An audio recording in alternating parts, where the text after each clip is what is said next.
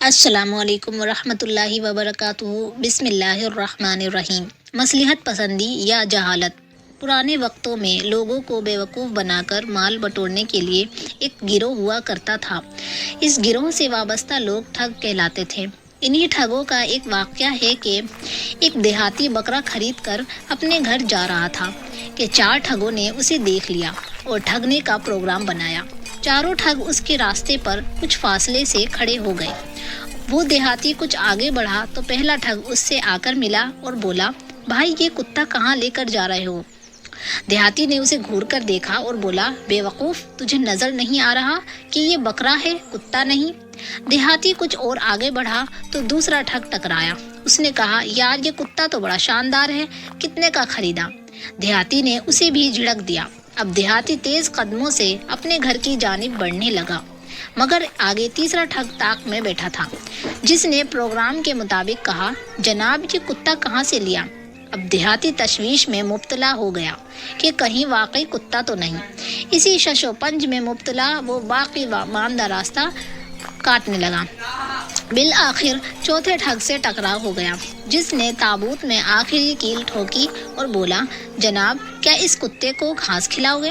اب تو دیہاتی کے اوزان خطا ہو گئے اور اس کا شک یقین میں بدل گیا کہ یہ واقعی کتا ہے۔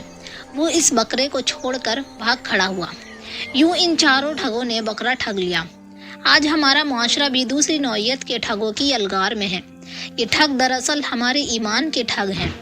یہ نہیں چاہتے کہ لوگ سچائی کی راہ پر چلیں۔ یہ ایمانداری کے خلاف اتنی دلیلیں دیتے ہیں کہ ایک ایماندار شخص مصلحت پسندی کا شکار ہو جاتا ہے۔ یہ ناجائز منافع خوری کو حق ثابت کر کے دوسرے لوگوں کو بھی اس قبیح فعل پر مجبور کرتے ہیں۔ یہ عبادات کو رسومات بنا کر لوگوں کو خدا سے دور کرتے ہیں۔ یہ نکاح کو زنا کے مترادف قرار دے کر خاندانی نظام کو ختم کرنے کے در پہ ہیں۔ یہ ہوس کو محبت کا نام دے کر نوجوان نسل کو گمراہ کرتے ہیں۔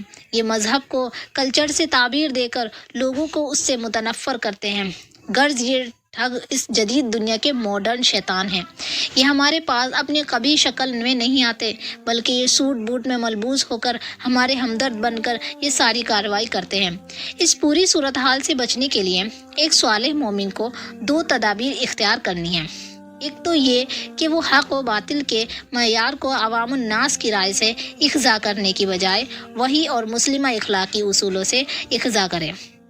دوسرا یہ کہ وہ ان شیطانوں کو پہچانے اور ان کی باتوں کو اہمیت نہ دے، ورنہ اس کا حشر اس دیہاتی کی طرح ہوگا جو بکرے کو کتا سمجھ بیٹھا تھا۔